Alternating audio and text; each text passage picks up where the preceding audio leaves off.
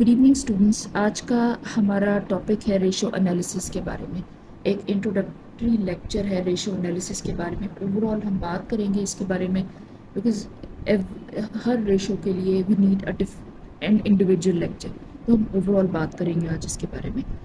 Ratio analysis क्या होता है? Ratio analysis very important topic. Ratio analysis basically एक तरह का एनालिसिस होता है, इवैल्यूएशन होती है, फाइनेंशियल मैट्रिक्स होते हैं ये जो कि बताते हैं कि किसी भी कंपनी की फाइनेंशियल परफॉर्मेंस कैसी है, फाइनेंशियल हेल्थ कैसी है। ये चीज़ें जो है वो रेशो एनालिसिस से पता चलती हैं। अब क्या किया जाता है, कंपनीज़ के जो डिफरेंट फाइनेंशियल वेरिएबल्स होते हैं उन्हें कंसिडर किया जाता है, उनकी इनकम स्टेटमेंट से लिया जाता है, बैलेंस शीट्स वगैरह से लिया जाता है, उनको प्रॉपर तरीके से फार्मूलाज वगैरह लगा के जो रिक्वायर्ड होता है हर चीज़ का अपना एक प्रॉपर फार्मूला उससे मेजर किया जाता है ताकि पता लगे कि कंपनी किस मेट्रिक के हिसाब से कितनी बेहतर इंडिकेशन में है। ये चीज़ होती है। थोड़ा सा इसे पढ़ेंगे देन यू विल अंडरस्टैंड जो मैं आपको बात समझा रही हूँ। सबसे ये मेजर 4 रेशोज़ होती हैं। एक लिक्विडिटी होती है रेशो, एक profitability ratio, solvency ratio and efficiency ratio. Liquidity ratio का आम ज़ुबान में मतलब ये होता है कि कंपनी इतनी लिक्विड होनी चाहिए कि वो अपने शॉर्ट टर्म एसेट्स को यूज़ करके अपनी शॉर्ट टर्म लायबिलिटीज़ को पे ऑफ कर सके। लिक्विडिटी इस तरह से मेजर की जाती है किसी भी कंपनी की। आपके जो शॉर्ट टर्म एसेट्स होते हैं ना, वो बेसिकली आपका लाइक कैश होता है, आपके अकाउंट रिसीवेबल्स होते हैं, इस तरह से होते हैं। आपके शॉर्ट टर्म एसेट्स को कंपनी यूज़ करके आपकी शॉर्ट टर्म जो लायबिलिटीज़ होती हैं 1 month 2 month 3 month up to 1 year, इनको जो है वो प्रॉपरली पे ऑफ कर सके। तो इसका मतलब है कि कंपनी लिक्विड फॉर्म में है, कंपनी बैंकरप्ट नहीं हो जाएगी, कंपनी इंसॉल्वेंट नहीं हो जाएगी, कंपनी एक अच्छी फॉर्म में, कंपनी लिक्विड फॉर्म में, उसको डेली बेसिस के ऑपरेशंस परफॉर्म करने के लिए कैश में प्रॉब्लम नहीं आएगी, फाइनेंशियल इश्यूज नहीं आएंगे। इसमें कौन कौन सी रेशोज़ होती हैं? करंट रेशो होती है, क्विक रेशो होती है।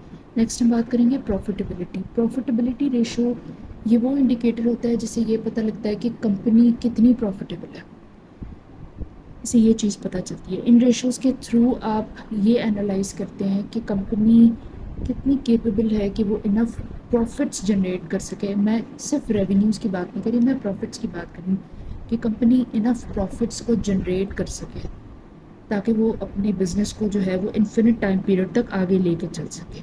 इसमें gross margin profit, net profit margin, return on assets, return on equity, ये सब रेशोज़ आती हैं। हम एक एक लेक्चर में एक एक रेशो को डिस्कस करेंगे। ये बहुत इंपॉर्टेंट टॉपिक है और इसकी हर रेशो के लिए एक इंडिविजुअल लेक्चर की ज़रूरत है। ये मैं आपको ओवरऑल एक इंट्रोडक्टरी लेक्चर दे रही हूँ।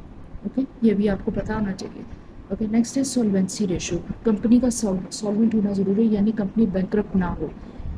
इन रेशोज़ के थ्रू आप ये असेस करते हैं कि कंपनी की कितनी एबिलिटी है कि कंपनी लॉन्ग टर्म ऑब्लिगेशंस को जो है वो पे ऑफ कर सके। इसका मतलब है कंपनी जो है वो सॉल्वेंसी पोजीशन में, सॉल्वेंट पोजीशन में। लिक्विडिटी में हम शॉर्ट टर्म तक रहते हैं, सॉल्वेंसी में हम लॉन्ग टर्म तक जाते हैं। ये चीज़ होती है। इसमें आती है debt to equity ratio, interest coverage ratio. Next है एफिशिएंसी रेशो।